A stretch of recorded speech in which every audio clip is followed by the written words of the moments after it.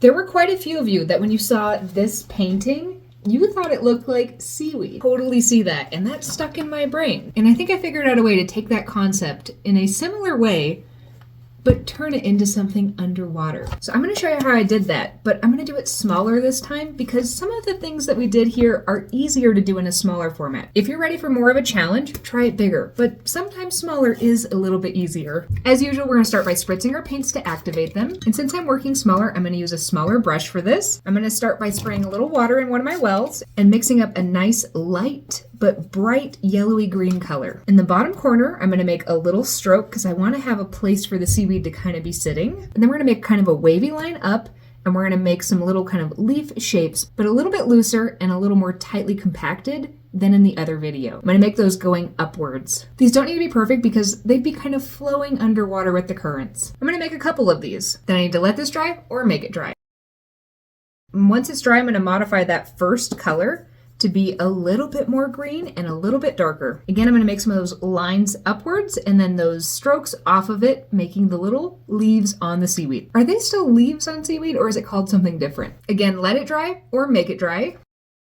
And here's where the tricky bit comes in. You want to make sure this is nice and dry. It needs to be completely dry and also cooled down for this to work well. I'm going to take a slightly larger brush just so that it's easier to make bigger brush strokes because we're going to be covering the entire thing. I'm going to spray some water in one of my mixing wells and then I'm going to mix up a nice light greenish blue color. Now I want to pick a place on this where the light is kind of trickling down. And in that area, I'm going to fill my brush with just water. And using a very light touch, just placing the water down, I'm going to put a bit of a puddle of just water there. Then I'm going to fill my brush up with that color I just mixed and put that on either side of that area that I made to be the water or the light trickling down. When we're layering over other colors, we want to use a very light touch. If you really push down, you're going to start to smudge the things that are behind it. That step is the scariest part, but once it's done, we want to let it dry or make it dry.